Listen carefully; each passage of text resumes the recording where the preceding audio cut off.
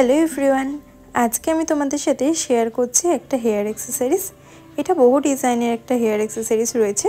এটা আমি yellow colour দিয়ে কাস্টমাইজ করেছি, তোমরা যে কোনো কালার দিয়ে কাস্টমাইজ করতে পারো। চলো এবার মেকিং প্রসেসটা তোমাদের সাথে শেয়ার করে দিই।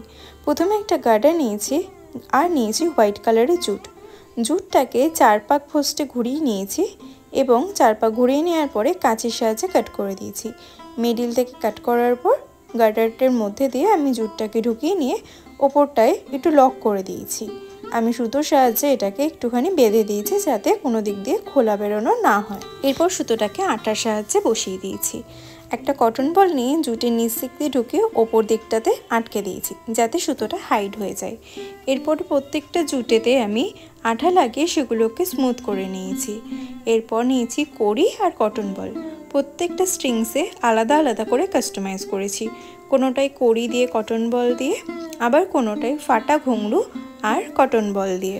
জুটের মুখটাতে হালকা পরিমাণ আঠা দিয়ে কটন বল দুটো ঢুকিয়ে যে কোনো এলিমেন্টস তোমরা অ্যাড করে নিয়ে এটাকে কাস্টমাইজ করতে পারো। আমি এক একটা স্ট্রিংসে এক এক রকমভাবে কাস্টমাইজ করেছি।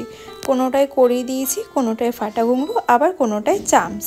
এইভাবে কাস্টমাইজগুলি করার পর আমি নিয়েছি কিছু মাল্টি কালারের কড়ি আর সাথে নিয়েছি কিছু জাম্পিং। এরপর ফার্স্টে একটা জাম্পিংয়ের মধ্যে কড়িটাকে ঢুকিয়ে লক করেছি, তারপর একটা জাম্পিংয়েই দুটো করে কড়ি অ্যাড করেছি। এরকমভাবে কাস্টমাইজ করার পর স্ট্রিংসে একটা কটন বল ঢুকিয়ে কড়ির ওই মালাটাকে আমি ওখানটা বেঁধে দিয়েছি।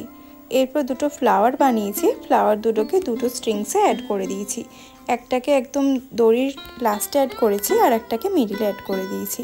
এরপর একটা বাটারফ্লাই চামস আর আরেকটাতে দুটো ঝুনঝুনি একটা ফ্লাওয়ারে আটকে নিয়ে মিডিলটাতে বসিয়ে দিয়েছি আর শেষের দিকটায় একটা কড়ি জয়েন করে দিয়েছি।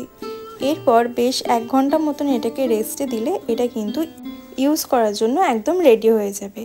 আজকের এই ডিজাইনটা তোমাদের কেমন লাগলো আমাকে কিন্তু অবশ্যই কমেন্ট করে জানিও, আর ভালো লাগলে অবশ্যই একটা লাইক করে যেও।